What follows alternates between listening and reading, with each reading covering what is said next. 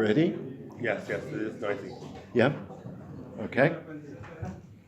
One of the most important works in the English language is Geoffrey Chaucer's The Canterbury Tales, written around 1390.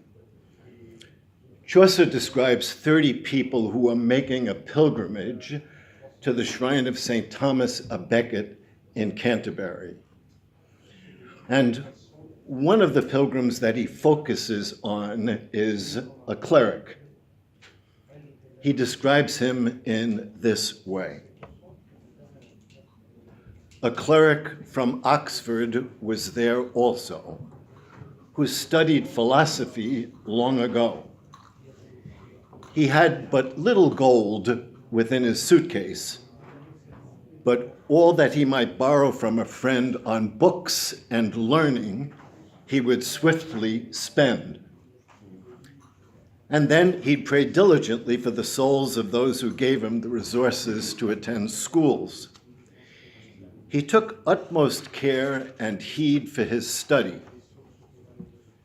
Filled with moral virtue was his speech, and gladly would he learn, and gladly would he teach. So this cleric 700 years ago embodied a culture of ongoing formation. Gladly would he learn, and gladly would he teach. And that's the topic that I've been asked to address today. I'll treat it in 6 steps.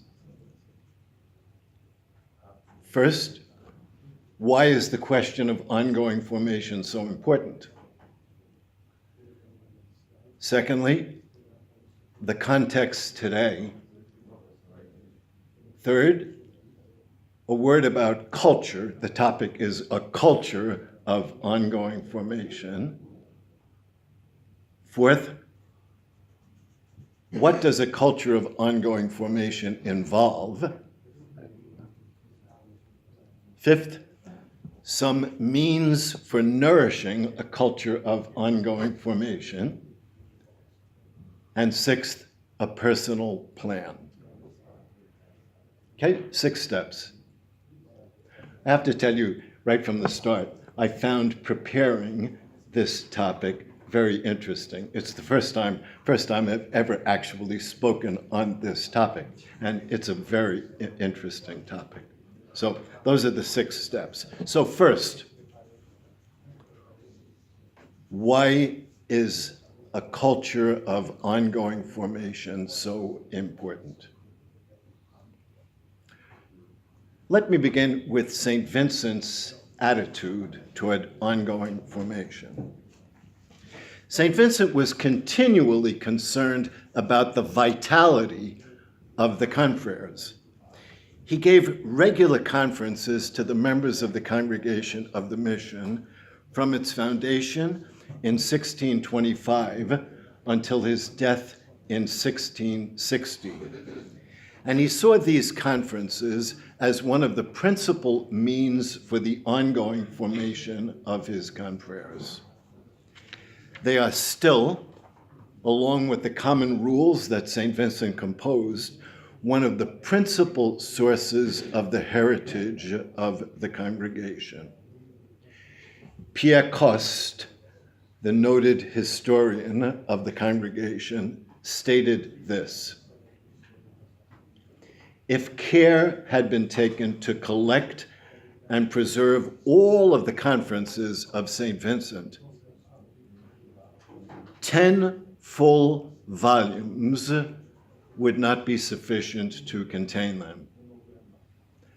We now have only 2 volumes of conferences to the confreres, but they would occupy 10 full volumes. Coste continues. Coste said, he spoke to the confreres very often, every Friday at the chapter in the morning and at the conference in the evening. On Sundays, Wednesdays, and feast days, and at repetition of prayer. On those occasions, he spoke about the virtues that should characterize a missionary. He explained the common rules to them, and he offered lessons that could be drawn from the feast days that they celebrated, like Christmas and Easter, and the feasts of the martyrs and the saints. In addition, he gave lots of news about what was happening in Madagascar, Algiers, Scotland, Ireland, the Hebrides, Poland, and Italy. And often he had so much to say that he didn't realize how quickly the time was passing, and he spoke far beyond the appointed time that was given to him. Then he would apologize to the conference for speaking too long. We know, however, from a letter that St. Vincent wrote on August the 15th, 1659, that at Saint-Lazare, he also gave practical seminars in moral theology, in the administration of the sacraments, in preaching, and in catechizing, so that the confreres would be equipped equally to give missions and also to serve in seminaries. He told the confreres in that letter that those returning from giving missions had always taken the time, before going out again, to work together to prepare their sermons. So they prepared their mission sermons together. In a conference given on August the 5th, 1659, St. Vincent explained some of the practicalities of these courses that they were giving at Saint-Lazare. He said this: "The time we can use for theology will be from 8 to 10 in the morning. The explanation of the method of preaching, catechizing, and administering the sacrament, that will be explained after Vespers in the evening. So we'll do two things," he says. First, administration of the sacraments. Secondly, explanation of the method of preaching. Or else we'll practice teaching the little catechism. So St. Vincent said, "So, confreres, that's what we're going to do." And even though we may perhaps know this was very diplomatic on St. Vincent's part, even though perhaps we may know these things already, it's good to refresh them in our mind. And also perhaps we don't really know everything that we should know. So that was St. Vincent's attitude toward ongoing formation, and that's how he put it into practice at Saint-Lazare.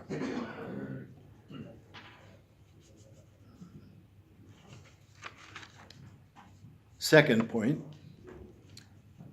an ongoing formation culture is intimately linked to a vocation culture. So this afternoon, I'm going to talk about a vocation culture.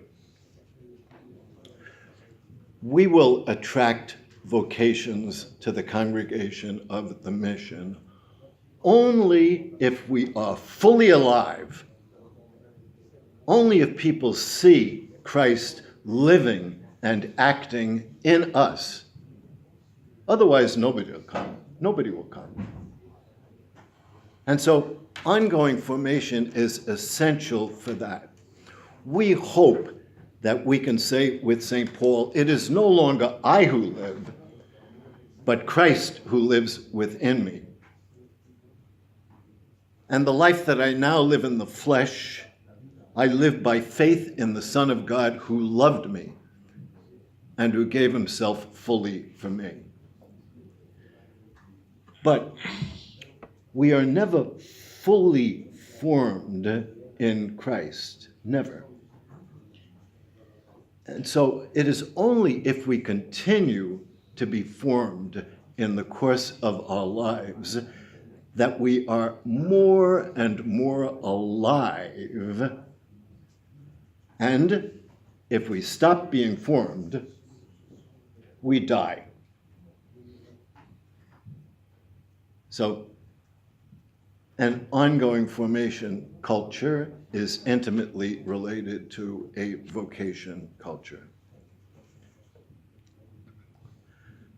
And then thirdly, there are many, many statements in our official documents. We have our own Ratio Formationis, which is a very good document, which has a whole good chapter on ongoing formation.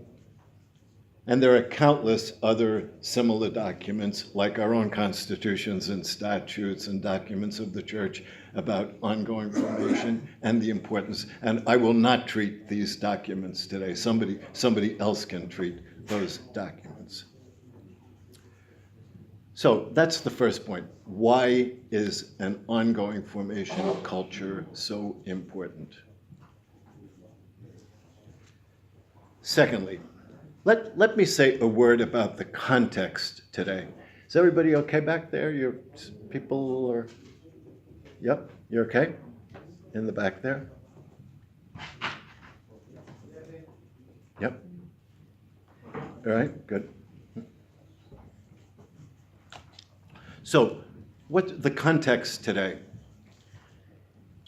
First, I want to suggest to you today that many priests and religious lack a culture of ongoing formation. It appears to me, without being able to prove this scientifically, that the problem is greater among men than it is among women. Women religious very frequently take part in some type of ongoing formation, and male religious less so, it seems to me. And so, let me first of all congratulate you for being here for this session of ongoing formation, because that's what this is all about. So congratulations to you here in this group. This problem, I'm convinced this problem is quite widespread, and I sense that it's even greater among the diocesan clergy than it is among religious and members of societies of apostolic life. It's also very common in the wider society, too. Many people stop learning after their formal education is finished. They just stop. And therefore, unfortunately, that means that they stop growing and, in a certain sense, die.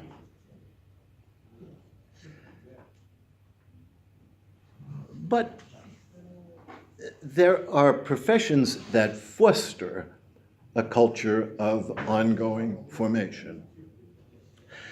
So some professions foster and even enforce renewal.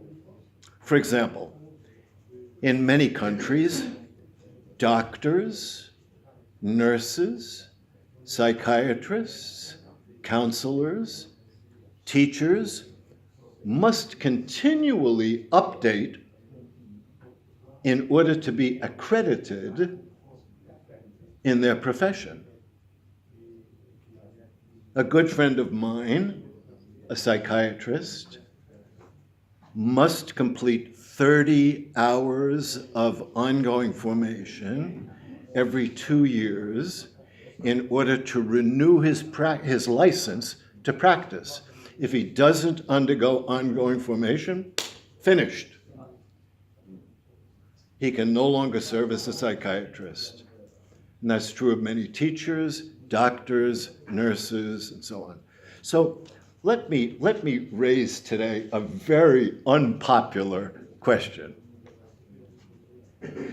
Could some form of updating be required of the members of the Congregation of the Mission? Required. Could the provincial director of ongoing formation, if one exists, could the provincial director, if he exists, or the local superior or the visitor review the plan of ongoing formation that each confrere in the province has every year. Could that be done? Of course, I think it could be done, but it's usually not done, unfortunately.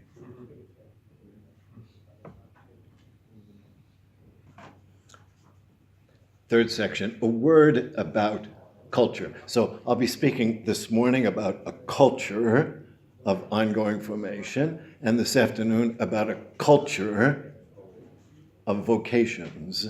So let's just say a brief word about culture. We can trace the modern use of the term culture back to Cicero, who spoke about cultivating the soul, or cultura animi. Culture, obviously, is an agricultural metaphor, and it refers to tilling the soil, or planting, or watering, or fertilizing seeds so that they grow. It's interesting that the same Latin root, colere, has religious connotations. So colere means in Latin to inhabit, to care for, to till the soil, or to worship. And so today we still speak of religious cults. A cult, cultura, colere, the same root. The Cambridge English Dictionary states that culture is a way of life. It's especially the general beliefs and customs of a particular group of people at a particular time.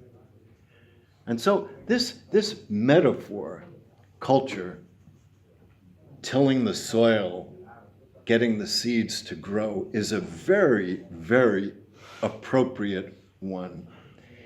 Because seeds lie within us. All of us have seeds, potential, and they need to be cultivated.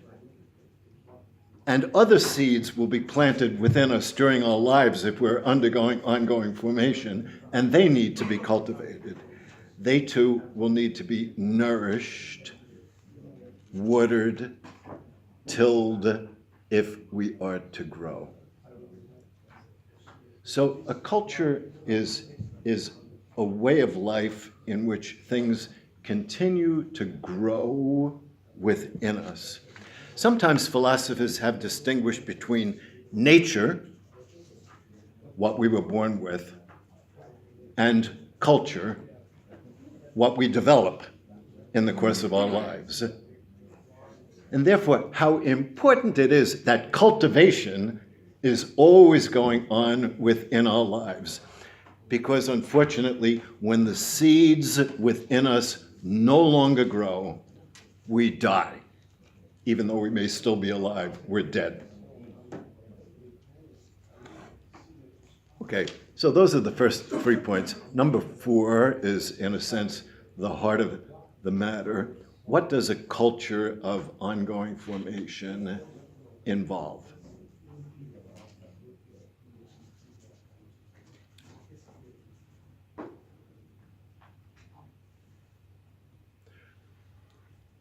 First, an abiding attitude of discipleship.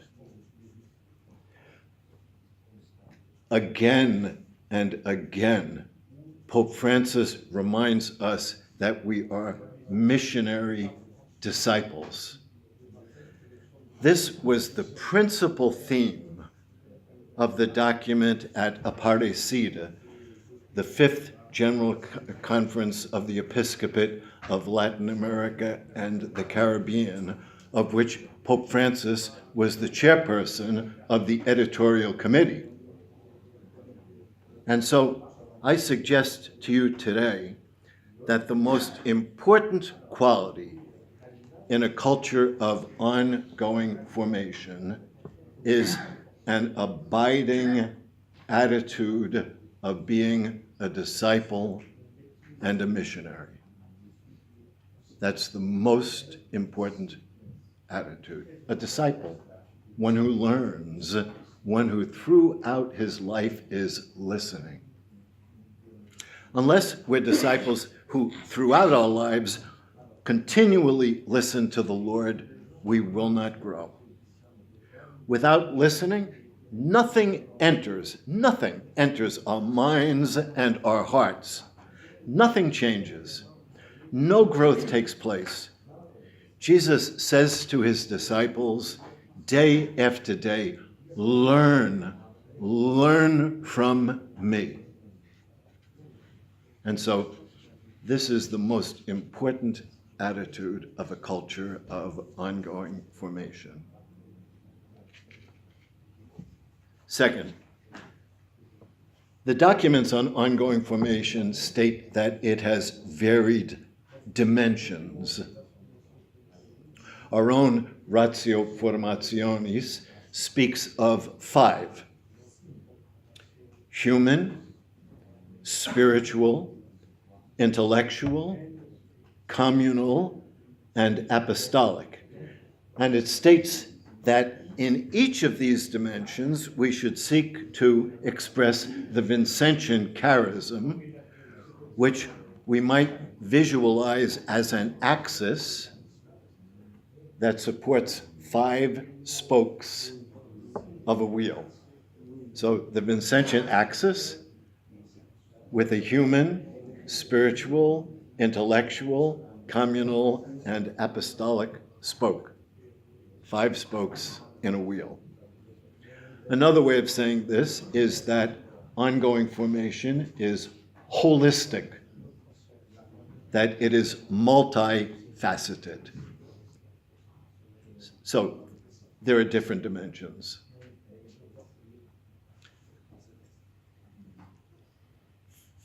Third, ongoing formation also has different ages. Our needs vary very greatly as we move from our early years to our middle years to our later years. We move from one type of ministry to another type of ministry. And we take on new levels of responsibility in the course of our lives. A good mentor is often very important in times like this because each age presents its own challenges in living out the vows, in living out the virtues. So my needs are much different now in my senior years than they were when I was a young priest. My needs when I was Supérieur Général were very different from my needs when I was a missionary in Panama, or when I was a seminary professor before that. So our needs are very different in different jobs and at different stages in our lives. All of you have experienced that, I'm sure. And those different stages of our lives are challenges for the vows and the virtues. And unless we're into an ongoing formation culture, we're unable to adapt. Our Ratio Formationis, like many similar documents in many other congregations, highlights the individual responsibility of each confrere for his own ongoing formation. Our Ratio states this unambiguously. It says, this is a quotation from the Ratio, the primary human agent of ongoing formation is the confrere himself. So it's up to each of us, is what it's saying. It is the confrere's responsibility to work toward integrating his needs and gifts as he finds Christ in prayer, community, and in his mission to the poor. Another way of saying this is that a culture of ongoing formation will demand self-discipline in our lives. It involves a healthy management of personal time for work, for rest, for study, for relaxation, for community living. And sacrifices will surely be required if we are to live healthily in a community for the mission. Fifth, of course, at the same time, even though this is an individual responsibility, others in the community are called to support us in our ongoing formation. A spiritual director, a confessor, mentors, friends, superiors on different levels, and a supportive community are essential. I mentioned earlier that one hopes that each province has a director of ongoing formation who helps us. Yeah.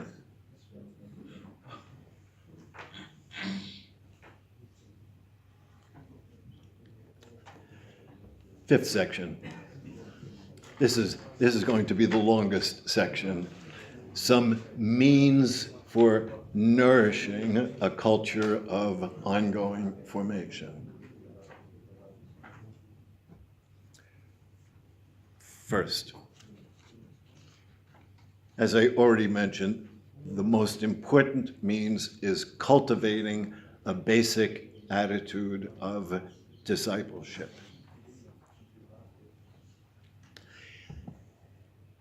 No other image is more deeply embedded in the consciousness of Pope Francis than the Church as a community of missionary disciples.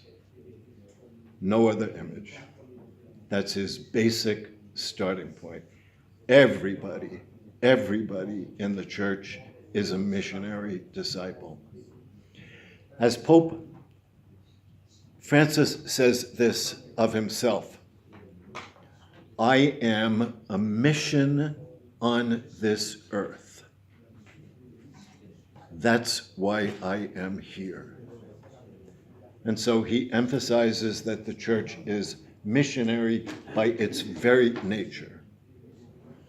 So if we are to be missionary disciples, we must first of all be listeners and learners.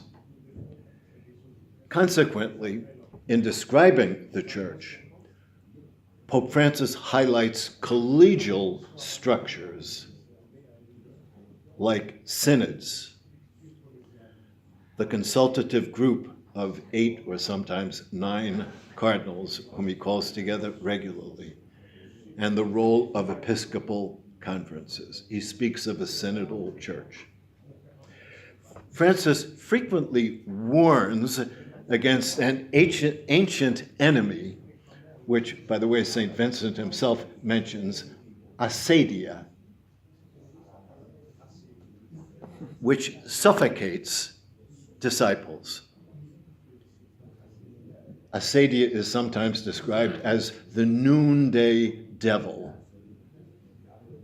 the devastating plague at noon in the Psalms. And today we could describe this as, in English, the blase, a growing inertia, paralysis, discouragement, depression, and it lulls disciples into somnolence.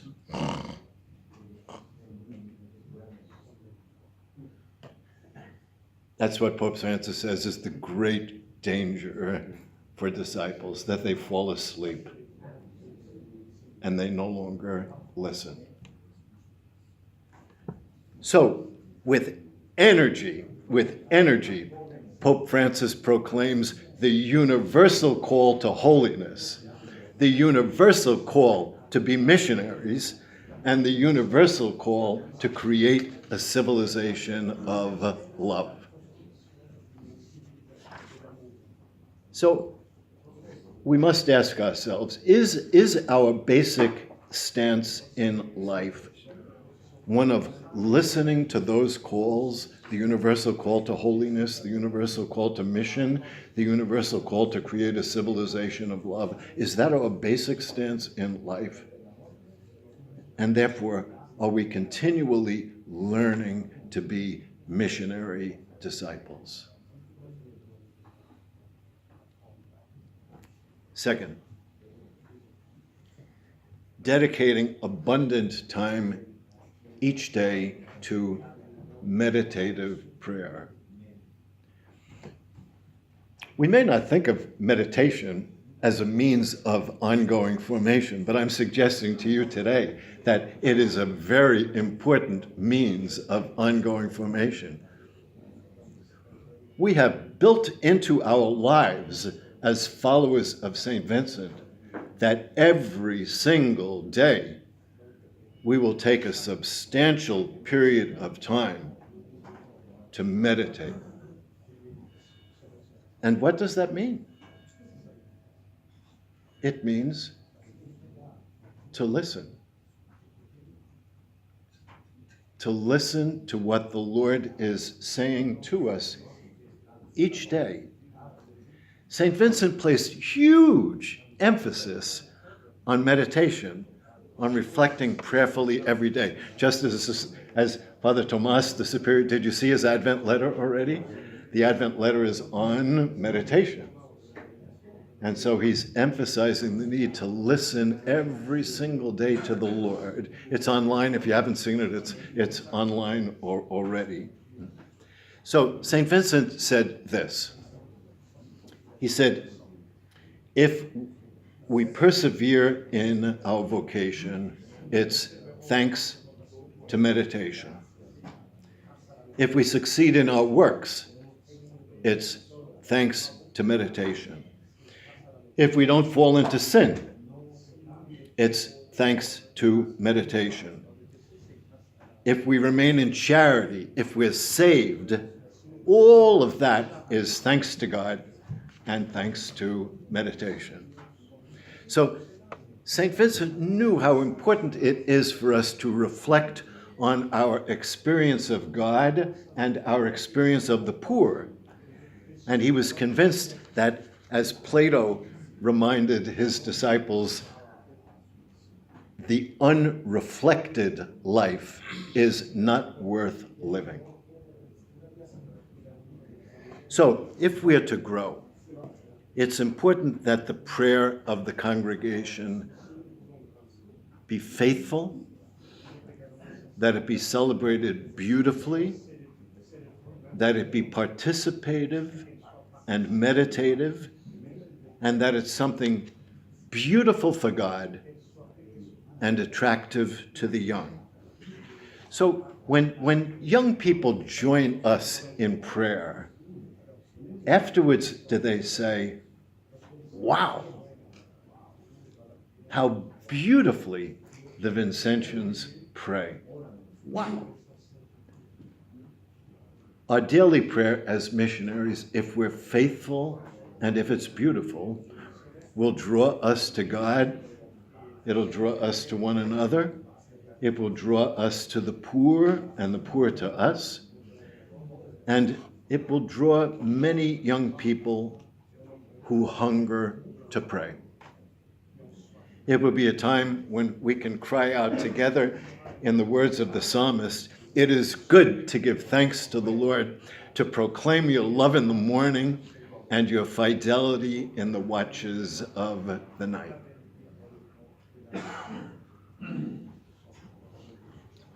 Third, developing the habit of reading.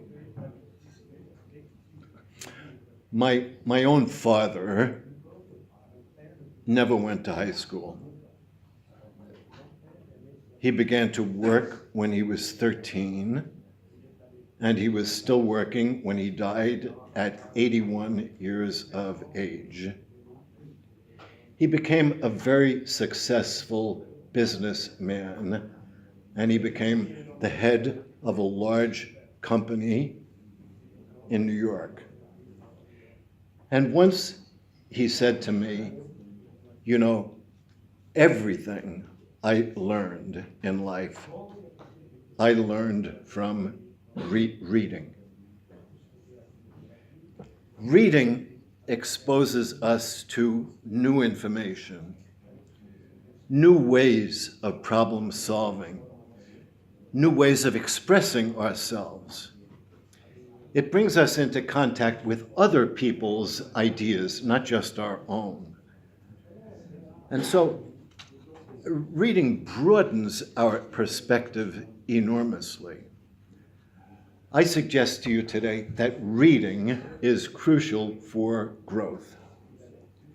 For members of the congregation called to preach the good news to the poor, here are some suggestions, obvious suggestions for reading. First, the scriptures themselves, and also good commentaries on the scriptures. Second, the writings of St. Vincent, our common rules, the constitutions. Third, some good periodical, some good magazine that's published regularly that renews us in theology or other things. Personally, I try to read America magazine, which is a popular magazine in the United States, regularly. I also try to read Vincentiana, and I try to read Vincentian Heritage regularly. And there are very interesting articles in all of those periodicals. And then fourth, of course, for reading, so the scriptures, the writings of St. Vincent, some periodical, and number four, websites.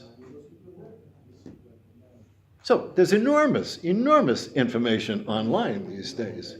So I try to check regularly femvin.org, CM Global, the site of my own province, CM East.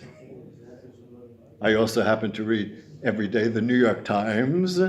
I check CNN News, and I must confess also that I check NBC Sports for football, baseball, and basketball, and so on. So, but it's important, it's very, very important to read.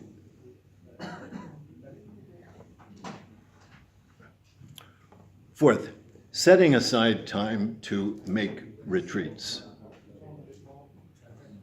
St. Vincent insisted on an annual retreat when we would stop working and focus on how God is calling us to grow. Our constitutions reaffirm this.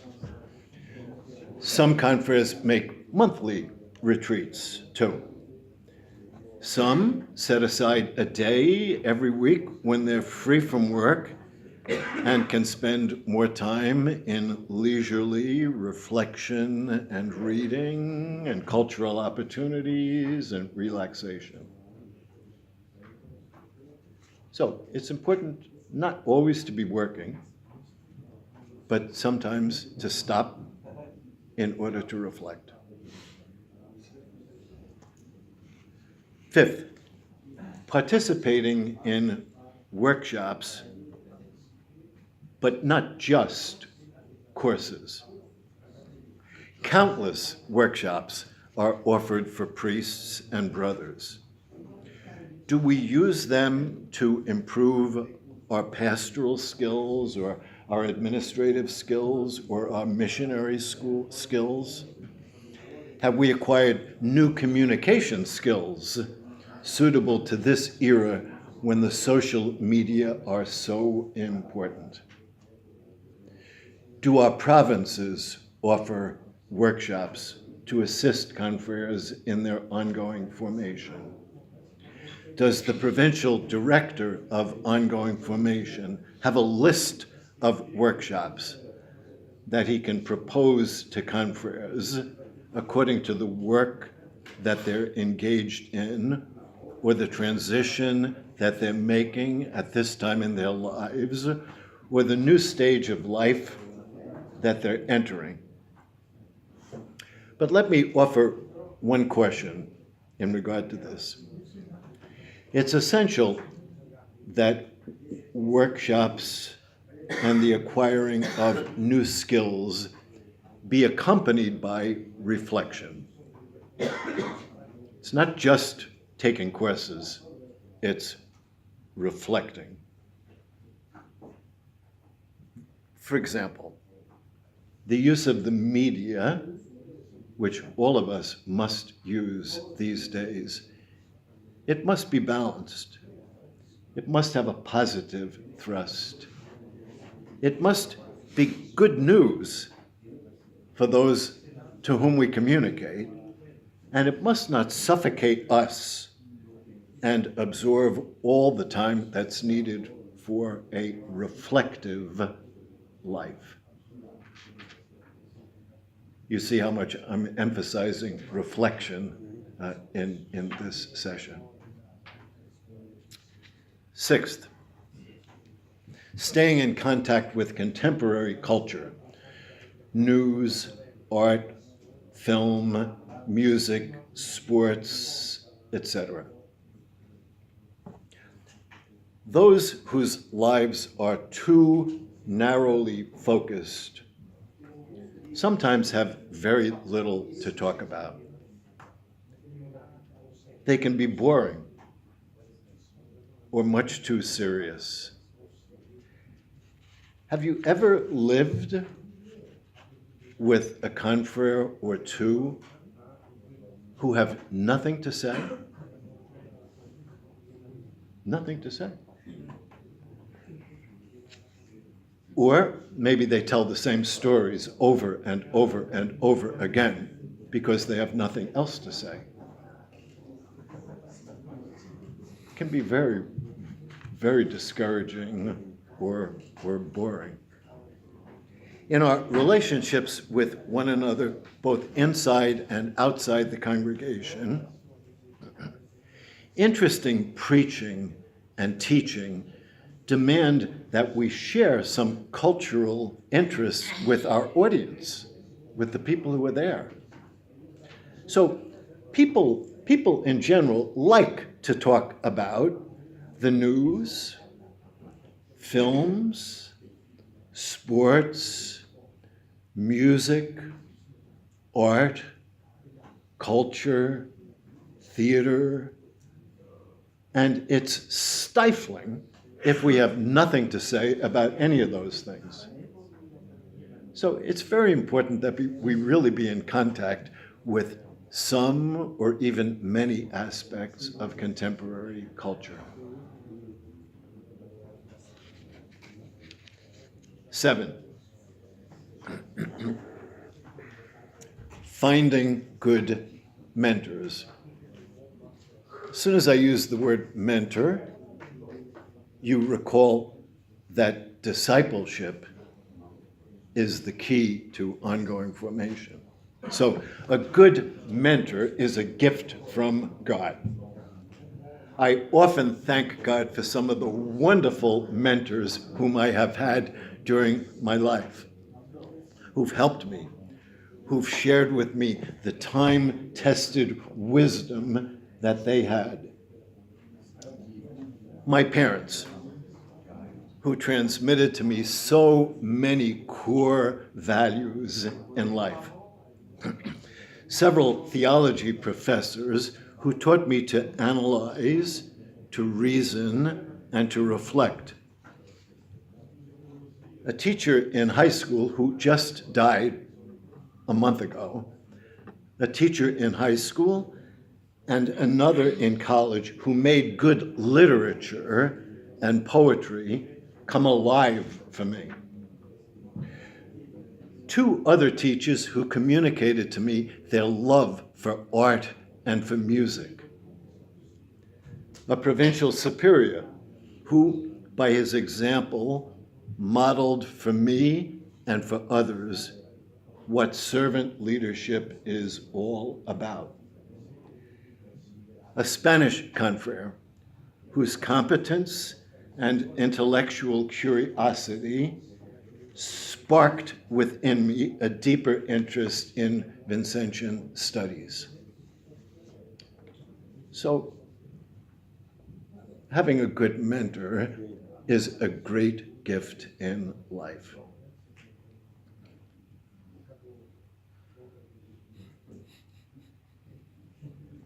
Eighth, maintaining a healthy lifestyle, getting exercise, eating, drinking healthily throughout our lives.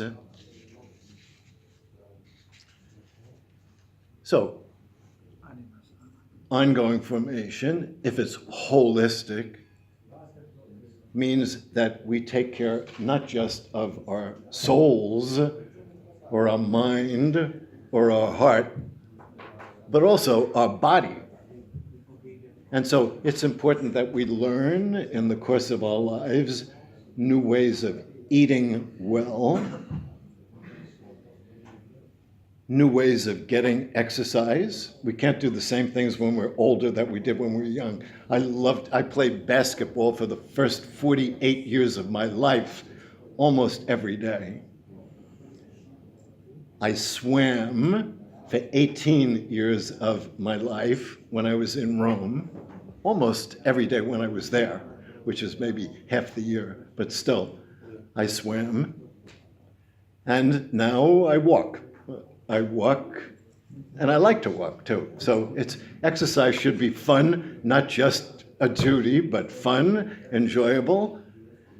And it frees our mind, it frees our heart. We breathe in good air, it enables us to relax. And therefore we stay in good physical condition and we're able to serve God's people better. But notice again, there are different ages of exercise, there are different tools for exercise, and it's important that it be an ongoing formation within our lives.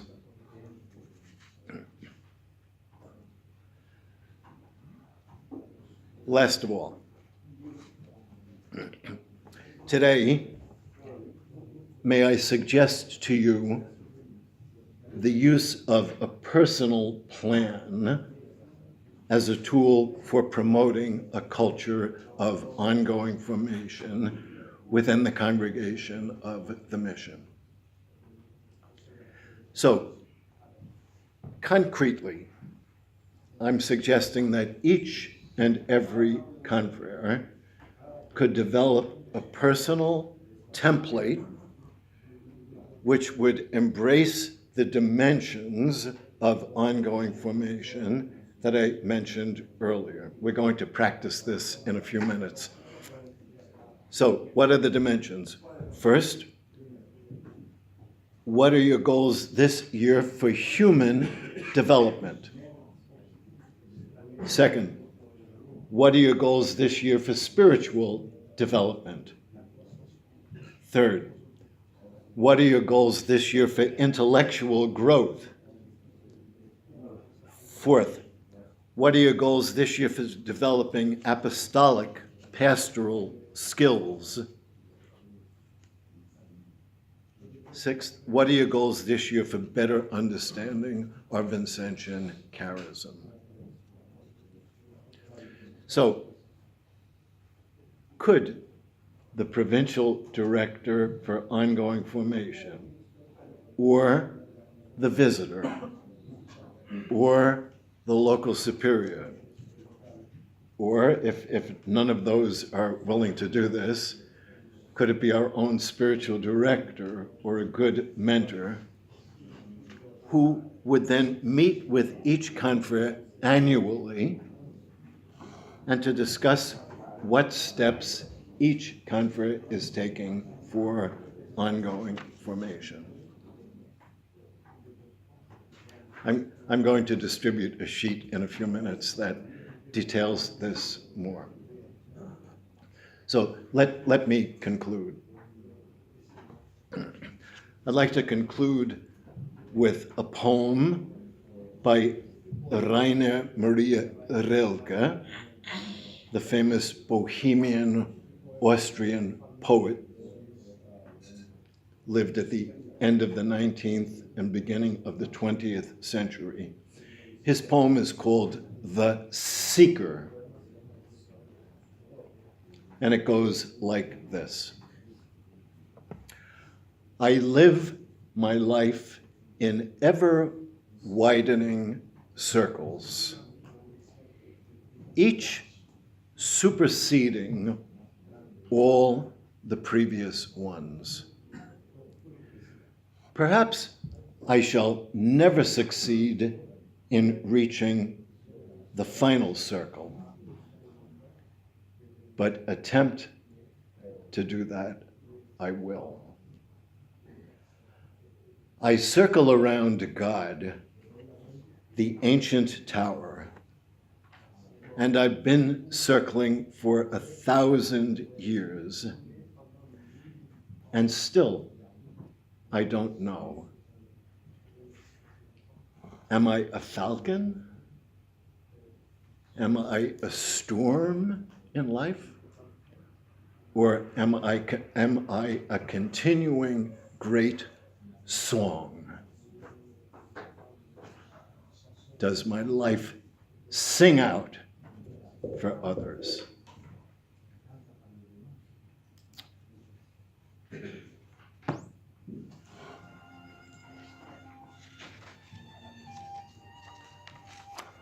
So those are my thoughts on a culture of ongoing formation. Let's take a 15-minute break right now. Afterwards, I'm going to distribute a sheet, and we're going to work a little bit together. Let's break for 15 minutes, okay?